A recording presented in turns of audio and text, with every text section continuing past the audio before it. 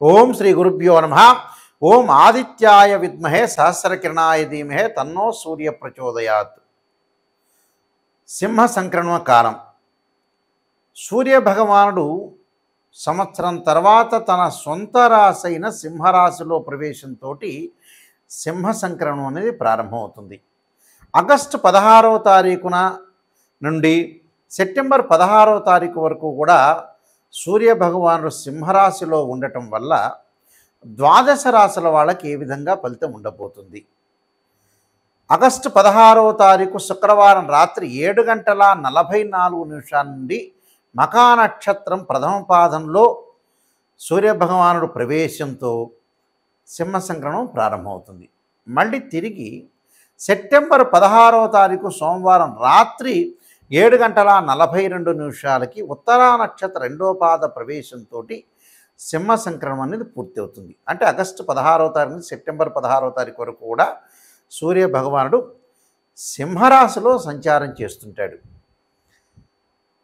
సహజంగా సూర్య భగవానుడు 3, 6, 10, 11 స్థానాలు సుఫలితాన్ని ఇస్తాడని శాస్త్రం చెప్పబడింది. అంటే షట్ 3 దశస్థో భాను అంటారు. అంటే 3, 6, 10, 11 స్థానాలు సుఫలితాన్ని ఇస్తాడు. సూర్యభగవానుడు రాజకీయము, కీర్తి, కోపము, ఆవేశము, ఆరోగ్యము, ఉద్యోగము, నేత్ర సంబంధమైన వ్యాధులు, పితృకారకుడు సూర్యభగవానుడు, శరీర సౌఖ్యము, శిరోవ్యాధులు, ఉష్ణము, మనోవిచారము, రాజభయము, అదృష్టము, అపజయాలన్నింటినీ కూడా కలగచేసేవాడే సూర్యుడు.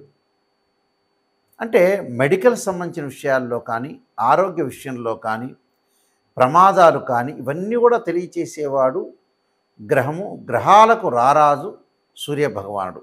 అంటే అదృష్టాన్ని తీసుకొచ్చే గ్రహం కూడా సూర్యభగవానుడే. అందువల్లే పాత రోజుల్లో మన అస్తాముద్రికం చూసేటప్పుడు సన్లైన్ ఉంది అని ఆలోచన చేస్తుంటారు. అంటే సూర్యరేఖ అదృష్టాన్ని ఇచ్చేవాడు ఎవరు అంటే సూర్యుడు. అంటే ఉద్యోగ భద్రత, నిరుద్యోగులకు ఉద్యోగాలు రావటం ఇవన్నీ కూడా మనకు సూర్యభగవానుడు వల్లనే అవుతుంది. ఈ సూర్యభగవానుడు అన్ని రాశులకు ఏ విధంగా ఉందో ఒక్కసారి మనం పరిశీలన చేద్దాం. వృశ్చిక రాశి వాళ్ళకి దశమ స్థానంలో రవిగ్రహ ప్రభావం ఏ విధంగా ఉండబోతుంది. రవి సంచారం వల్ల వాళ్ళకి ధనపరంగా ఇబ్బందులు లేకుండా ఎవరొకళ్ళు తీసుకొచ్చి ధనాన్ని ఇవ్వటం, బ్యాంకు లోన్లు రావటం, వాహన ప్రాప్తి కలగటం,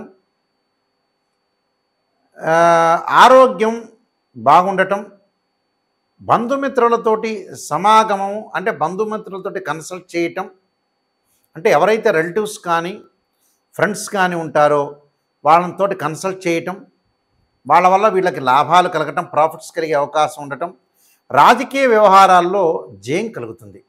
అంటే ఎవరైతే పొలిటికల్ లీడర్స్ ఉంటారో వాళ్ళందరికీ కూడా విక్టరీ జరిగే అవకాశాలు ఉంటాయి. అంటే వాళ్ళకు అనుకున్న పనులు నెరవేరటం, కొన్ని ప్రాజెక్ట్స్ కానీ ఆందోళన లేకుండా ఉండటం, మనస్తాపాలు లేకుండా మానసికంగా స్ట్రాంగ్గా విల్పవర్గా ఉండే అవకాశం అనేది ఒకటి ఉంటుంది. మహావైభవము, శుభ కార్యక్రమాల్లో పాల్గొనటం, శుభ కార్యక్రమాల్లో జయము, ఏదైతే మీరు ఒక ప్రాజెక్టును తలపెట్టున్నారో ఆ ప్రాజెక్టులో విజయం సాధిస్తారు. ఉద్యోగపరంగా లాభం, అధికారుల యొక్క గతంలో ఏదైతే అధికారులు ఉంటారో వాళ్ళని మేము కలవలేకపోయిన వ్యక్తుల వాళ్ళకు కూడా కలిసే అవకాశం ఒకటి ఉంటుంది. శరీర సౌఖ్యం, ఉద్యోగపరంగా ఇబ్బందులు లేకుండా ఉండటం, వీళ్ళు అనుకున్న ఉద్యోగం లభించే అవకాశం ఒకటి ఉంటుంది. కార్య విజయం, కార్యసిద్ధి, కుటుంబంలో శుభం కలుగుతాయి. మహనీయుల యొక్క కలయిక, అంటే పెద్దవాళ్ళ యొక్క మన కలయిక లభిస్తుంది. సంఘంలో గౌరవ మర్యాదలు, అంటే సంఘంలో కూడా మనం ఏదైతే గౌరవ మర్యాదలు ఆశిస్తుంటామో, ధనం ఆశిస్తుంటామో, ఆరోగ్యం బాగుండాలంటారు, ఉద్యోగంలో గౌరవ మర్యాదలు, పిల్లలు బాగా చదువుకోవాలి, ఒక ప్రెస్టేజ్ కూడా మనం తీసుకుంటే ముందుకు వెళ్తుంటాం. ఇవన్నీ వాళ్ళకి మంచి జరుగుతుంది. నిరుద్యోగులు కూడా మంచి ఉద్యోగం వస్తుంది వీళ్ళకి. ఆర్థిక పరంగా ఆదాయం పెరుగుతుంది. అంటే ఆర్థిక పరంగా ఆదాయం పెరుగుతుంది. సరైన మార్గాలు, అనేక మార్గాల్లో ఆదాయం వాళ్ళకి లభిస్తుంది. వ్యాపారంలో లాభాలు, భాగస్వామ్య వ్యాపారం బాగా కలిసి వస్తుంది. చిరు వ్యాపారులు అంటే ఎవరంటే రోడ్ల మీద పూలు పండ్లు అమ్ముకునే వ్యక్తులకు కూడా అధిక లాభాల్లో ఉంటారు. ఉష్ణ సంబంధమైన వ్యాధులు కలుగుతుంటుంది. అంటే శిరోవేదన, తలకు సంబంధించిన వేదన కలగటం, ఏదైతే తలనొప్పి ఇలాంటి వ్యక్తులు ఉంటారో తొందరగా ట్రీట్మెంట్ తీసుకోవాలి. సూర్యభగవానుడి యొక్క ఆరాధన చేయాలి. కుటుంబంలో శుభలం కలగటం, వివాహాది పనులు కూడా చకచక కావటం, విద్యార్థులు చదువు పట్ల ఆసక్తి చూపిస్తారు. స్త్రీలు గతంలో ఏదైతే వదిలేశారో బాధ్యతలు, ఆ బాధ్యతలు మళ్ళీ భుజస్కంధాల మీద ఎత్తుకునే అవకాశం ఉండటం, నిష్ణాతులైన వ్యక్తులతోటి కలయిక, అంటే ఎమినెంట్ స్కాలర్స్ తోటి కలిసి ముందుకు వెళ్తారు. అది మంచిదే. ఎమినెంట్ స్కాలర్స్తో కలిసి వెళ్ళటం చాలా మంచిది. అంటే ఇవన్నీ కూడా కొన్ని ప్రత్యేకంగా చూసుకోవాలి. అంటే ఏ విధంగా ఉండబోతుంది, అంటే లైఫ్ని ఎలా డిజైన్ చేసుకోవాలి, ఎలా మలుచుకోవాలి, అంటే మన చేతుల్లోనే కొంత ఉంటుంది. మన చేతుల్లో కొంత చేసుకుంటే భగవంతుడి యొక్క నవగ్రహాల యొక్క ఆశీర్వచనం లభించే అవకాశం ఒకటి ఉంటుంది. కాబట్టి భద్రత అనేది చాలా ఇంపార్టెంట్. ఆరోగ్యంలో ప్రమాదాలు జరగకుండా, అంటే వాహనాల మీద వెళ్ళేటప్పుడు ప్రయాణాలు ప్రమాదాలు జరగకుండా చూసుకోండి. సరైన సమయానికి భోజనం చేయండి. అనవసరంగా కొంతమంది సరైన సమయానికి భోజనం చేయకుండా గ్యాస్ ట్రబుల్ సంబంధించినవి కూడా తెచ్చుకుంటారు. గ్యాస్ ట్రబుల్ సంబంధించినవి అలాంటివి తెచ్చుకోవద్దండి. తెచ్చుకోకుండా కుటుంబంలో వైఫ్ అండ్ హస్బెండ్ మధ్యలో అనురాగ బంధం బాగా పెరుగుతుంది. సంతానం ద్వారా కొన్ని శుభవార్తలు, మంచి ఉద్యోగాలు లభించే అవకాశం ఉంటుంది. న్యాయవాదులకు అనుకూలమైన తీర్పులు, న్యాయపరమైన చిక్కులన్నీ కూడా తొలగిపోతాయి. అన్నదమ్ముల మధ్యలో అనురాగ బంధం బాగా పెరుగుతూ ఉంటుంది. వీళ్ళకి తండ్రి తల్లి అన్నదమ్ముల మధ్యలో కూడా వీళ్ళకి అనుకూలమైన ఫలితాలు వచ్చే అవకాశం ఉంటుంది. కాబట్టి భాగస్వామ్య వ్యాపారం కూడా బాగా కలిసి వస్తుంది వీళ్ళకి. మీరు పెట్టుబడులు పెట్టుకుంటే కూడా మనకి లాభం కలుగుతుంది. కాబట్టి వ్యాపార విస్తరణ జరుగుతుంటుంది.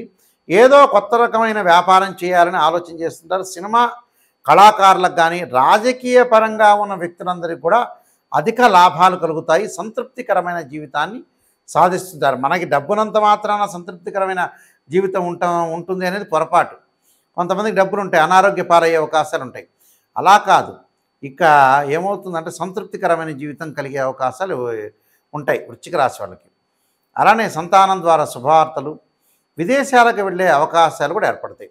విదేశంలో ఉన్న వ్యక్తులు ఎవరైతే ఉంటారో చాలా కాలం నుంచి బాధపడుతుంటారు, మాకు మంచి ఉద్యోగం వస్తే బాగుంటుంది అని. ఈ డబ్బులు కట్టలేకపోతున్నాం, ఎక్కడి నుంచి తీసుకొస్తాను డబ్బులు అనుకునే వ్యక్తులకి వాళ్ళు అనుకున్న రీతిలో మంచి ఉద్యోగం లభిస్తుంది. వీళ్ళకి నేను చెప్పిన పరిహారాలని కూడా చేయండి, మీకు మంచి జరుగుతుంది. ఈ రాశివారు ముఖ్యంగా ప్రధానంగా మనకి నెలలో 4 ఆదివారాలు వస్తాయి. సూర్యభగవానుడి యొక్క అనుగ్రహాన్ని మనం పొందాలంటే శ్రీ ఆదిత్య స్తోత్ర పారాయణం చేయాలి. అంటే ఆదిత్య హృదయ స్తోత్ర పారాయణం చేయటం చాలా మంచిది. ఇది మొదటి ఆదివారం రోజు చేయాలి. సూర్యుడు ఉదయించిన తర్వాతే చేయాలి. చాలామంది కూడా ప్రాతకాలం చేస్తూ ఉంటారు, అంటే బ్రాహ్మీ ముహూర్తంలో కానీ సాయంకాలం వేళ కానీ చేస్తుంటారు. అలా చేయకూడదు. ఆదిత్య హృదయ స్తోత్ర పారాయణాన్ని ఎప్పుడు కూడా సూర్యుడు ఉదయించిన తర్వాత, సూర్యుడు అప్పుడు లేలేత కిరణాలతో ఉంటాడు కాబట్టి సూర్యుడికి అర్ఘ్యం విడవటం కానీ, అలానే ఆదిత్య స్తోత్ర పారాయణం చేయడం చాలా మంచిది. ఈ రాశి వాళ్ళు మొట్టమొదటి వారంలో ఆదివారం రోజున ఈ స్తోత్ర పారాయణం చేయాలి. రెండో ఆదివారం చక్కగా ఏం చేయాలి అని అంటే సూర్య గాయత్రి మంత్రాన్ని చదువుకోవాలి. ఆదిత్యాయ విద్మే సహస్రకిరణాయ ధీమే తన్నో సూర్య ప్రచోదయాత్ అనే మంత్రాన్ని, ఒకవేళ అది కుదరలేదనుకోండి ఆదిత్యాయ విద్మే సహస్రమూర్తాయ ధీమే తన్నో సూర్య ప్రచోదయాత్ అనే మంత్రాన్ని, అంటే ఈ 2 మంత్రాలను చదువుకోవాలి. ఓం ప్రభాకరాయ విద్మే దివాకరాయ ధీమే తన్నో సూర్య ప్రచోదయాత్ అనే మంత్రాన్ని కానీ, ఓం దివాకరాయ విద్మే ప్రభాకరాయ ధీమే తన్నో సూర్య ప్రచోదయాత్ అనే మంత్రాన్ని చక్కగా చదువుకోవచ్చు. అంటే ఈ 4 మంత్రాల్లో 4 మంత్రాలు చదవచ్చు, లేకపోతే 4 మంత్రాలు ఒక మంత్రం అన్నా ఒక 21 టైమ్స్ కానీ 27 కానీ 54 కానీ 108 కానీ చదువుకోవాలి. ఇది రెండో ఆదివారం సూర్య గాయత్రి మంత్రాన్ని చదువుకోవాలి. అంటే ప్రతిరోజు కూడా అర్ఘ్యం అయితే విడవాలి, ప్రతి ఆదివారం రోజున కూడా. మూడో ఆదివారం వచ్చేటప్పటికల్లా మనకి గోధుమ పిండి ఏదైతే బెల్లాన్ని కలిపి ప్రమిదలుగా తయారు చేయాలి. అంటే గోధుమ పిండి అయినా తయారు చేసుకోవచ్చు, లేదా గోధుమ పిండిలో బెల్లాన్ని కలిపి చక్కగా 2 ప్రమిదలు చేసి దానిలో ఆవు నెయ్యి వేసి ఒత్తులు వేసి దీపారాధన చేయాలి. దీపారాధన చేసి ఎక్కడ చేయాలి? గుళ్ళో అయినా దీపారాధన చేసుకోవచ్చు. అలా తయారు చేసి మన ఇంట్లో అయినా సరే సూర్యుడు ఉదయించిన తర్వాత అలా దీపారాధన చేయటం చాలా మంచిది.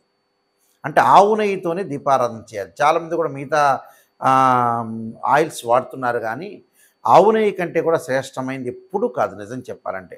పురాతన కాలంలో సాంప్రదాయం అంతా కూడా నిజం చెప్పాలంటే ఇప్పుడు రకరకాల నూనెలు వచ్చినాయి కానీ ఆవు నెయ్యికున్న ప్రాధాన్యత దాని యొక్క శ్రేష్టం అనేది ఏది ఉండదు. కాబట్టి ఆవు నెయ్యితో దీపారాధన చేయండి. 4వ ఆదివారం వచ్చేటప్పటికల్లా చక్కగా మీరు గోధుమల్ని దానం చేయండి ఒక బ్రాహ్మడికి. ఒకవేళ అది కుదరలేదనుకోండి గోధుమలు నానబెట్టి ఆవుకు పెట్టండి. ఇది మీరు చేయాల్సింది విషయం. ఇంకా విశేషంగా మీరు చేయదలుచుకున్నారనుకోండి గోధుమ రవ్వతోటి ఏదన్నా సరే ప్రసాదం చేసి ఒక దేవాలయంలో ప్రధాన అర్చకులకు ఇవ్వండి. ఇస్తే వారు ఏం చేస్తారంటే చక్కగా అందరికీ కూడా గోధుమ రవ్వతో నైవేద్యాన్ని భక్తులందరికీ కూడా పంచే అవకాశాలు ఎక్కువగా ఉంటాయి.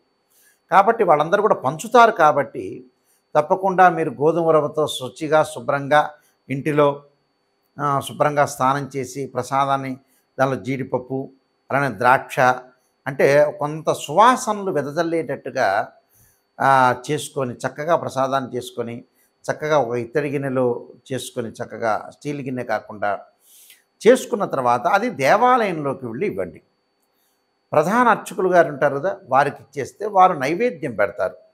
అది వెంకటేశ్వర స్వామి దేవాలయంలో అయినా శివాలయంలో అయినా ఆంజనేయ స్వామి దేవాలయం ఎక్కడైనా సరే అమ్మవారి టెంపుల్లో అయినా సరే గణపతి దేవాలయంలో అయినా సరే ఇలా పెట్టిన తర్వాత వాళ్ళు ఏదైతే ధూపదీప నైవేద్యాలు చేసేటప్పుడు చక్కగా ప్రసాదం పెట్టిన తర్వాత అక్కడ ఆయన హారతి ఇచ్చిన తర్వాత ఆ ప్రసాదాన్ని అందరికీ కూడా వితరణ చేస్తుంటారు. అందరికీ కూడా పంచిపెడుతుంటారు. దానివల్ల కూడా మనకి ఏదైతే కష్ట నష్టాలు కానీ ఆరోగ్యపరంగా కానీ ఉద్యోగ భద్రత కానీ ఉద్యోగం కానీ అపజయాలు కానీ నిరుద్యోగులు కరెక్ట్గా ఆశించినంత ఉద్యోగాలు రాకపోవటం శత్రువుల వల్ల భయము సమస్త దోషాలు సర్వకార్య సిద్ధి జరగాలంటే ఇష్టకామ్య సిద్ధి అంతా కూడా జరగాలంటే సూర్యభగవానుడి యొక్క అనుగ్రహం అనేది ఉండాలి. కాబట్టి ఇవన్నీ కూడా నేను చెప్పిన పరిహారం అనేది చేయండి. సూర్యుడి యొక్క అనుకూలత అనేది బాగా ఉంటుంది. మీరు అపజయం లేకుండా జీవితంలో భగవంతుడి యొక్క అంటే సూర్యనారాయణ స్వామి యొక్క అనుగ్రహం అనేది ప్రసాదం అంటే ఏదైతే మనకి వారి యొక్క అనుగ్రహం సాధించాలంటే ఏమిటి కొన్ని పరిహారాలు చేసుకోవాలి. ఆ పరిహారం చేసుకోవటం వల్ల మనకి మంచి జరిగే అవకాశం ఖచ్చితంగా ఉంటుంది.